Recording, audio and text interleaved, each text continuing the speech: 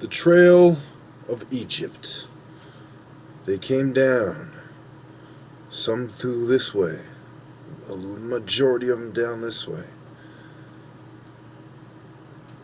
And they settled around here, around the Niger River. On the top, some over here, some over here. This is where the ancient Egyptians went, to the Igbo Ukwu Empire. Africa. Up here,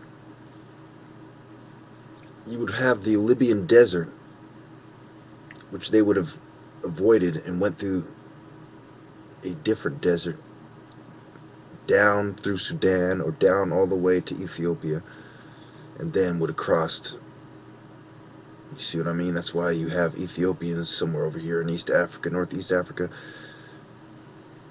And so the Nubians and ancient Egyptians went down and crossed and ended up here. And some of them ended up in South Africa, the Lemba tribe, and some of them end up in Ethiopia.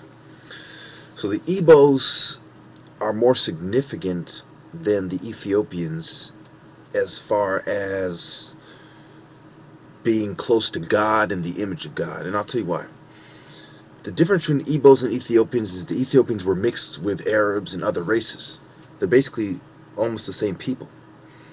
So as far as the land of Ethiopia, it's more relevant to the Bible. But as far as the people, I would say the Igbos who migrated to Nigeria before archaeologists could record them, which would put them in the 5,000, 6,000 BCE, because as I showed you in my other videos, the top archaeologists from colleges and people who put out articles, they are in agreement that they can't figure out where the Igbos came from. This points to a ancient migration from Northeast Africa, which is exactly what my argument is. So the only way they could have got there, and the only people they could have been, bingo. End of story. This is the ancestors of, this is the descendants of Menzies. Their ancestors were Menzies and Djoser in the first, second, third, fourth dynasty of Egypt. People like Imenhotep. This is where you have them. Then in Nigeria, you know, you have Benue State and Benin and Aba and Jos and etc. You have these different small cities and big cities like Lagos and Abuja, and you have different cities that take, they have different demographic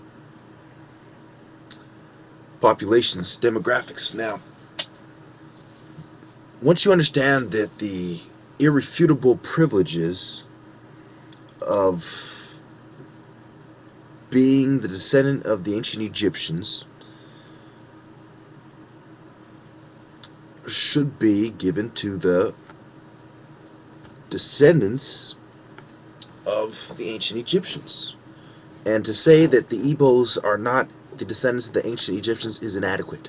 Until you can prove that there's another explanation for the sideways cross, for the linguistics, for the etymology, for the migrations, for the anthropological evidence, for the evidence in art and statues, until you can prove there is another source for the system of writing, for the ritualistic dances and sacred ground, and metal casting, bronze work, alchemy, copper, until you can show me that the inhabitants of the Igbo Ukwu era and their metal working art, which went on through the 9th century, until you can show me where that came from, and that it did not come from ancient Egypt, then you are a fucking liar to assume that any other descendants are ancient Egyptian other than the Igbos, the Yoruba,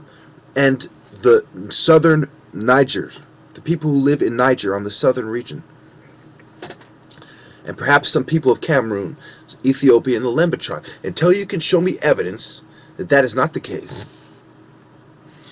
then you have to understand that even simple-minded people understand this. If you go to Africa, this is not news. This is news to the people who have been brainwashed by the white man's technology, the APEP type of thinking. school of thought. Now, look at Alice Apley's article. She talks about a lot of the stuff I was talking about, like the pendants, the crowns, the breastplates, staff ornaments, swords, fly whisk candles, etc., beads, and talk about the slavery. Okay, where did the slaves come from? The white man didn't steal the slaves. There was already a vast empire selling slaves in religious items and trading religious scrolls and documents. And this is partly how the white man came across some of the knowledge that he gathered. So you understand that West Africa and Central Africa are the locations of the current descendants of the ancient Egyptians, with, of course, small percentages in places like America, Canada. You know, every country in the world has small percentages of African black people and of people who are related through other bloodlines to the ancient Egyptians other than black, which is very few and far between. I once saw a video where a white man was claiming that he was a descendant of some ancient Egyptians and that there was 53 tribes and one of them was white and the rest were black. So there's interesting points of view and other people who have their point of view, but mine is the true point of view. Because I've had the knowledge, I grew up with the knowledge, I grew up with tales from Africa, I grew up with swords from Africa.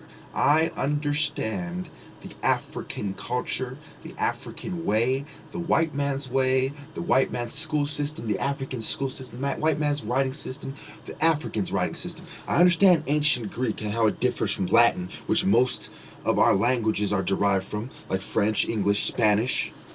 Okay, understand what's going on here. German. Okay, I understand this. Why do these people have these accents? Why do they have this certain genetic structure which is commonplace for them? It has to do with families and migrations of families and tribes. The Huns, the Aryans, the Visigoths, the Mongols, okay, the Ming family, the Ting, the Hans, the Chans, on and on.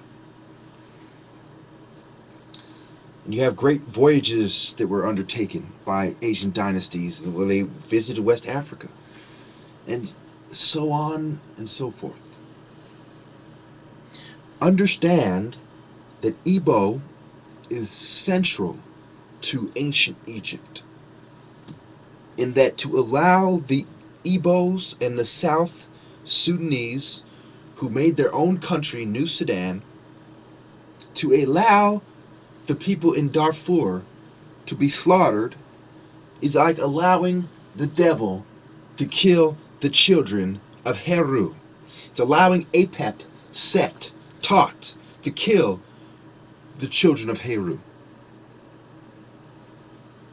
Waheh and Hehet and Osiris and Ra and Amen-Ra and Apis and Hathor and Bastet. They all look on.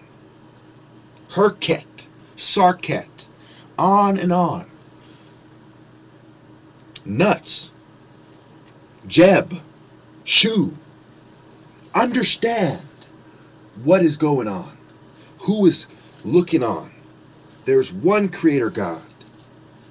Akhenaten can almost be compared to the devil because he took the temple out of the sacred ground. That's why they hated him so much. That's why the cults betrayed him and Nefertiti. That's why the cults set up Nefertiti. That's why they set up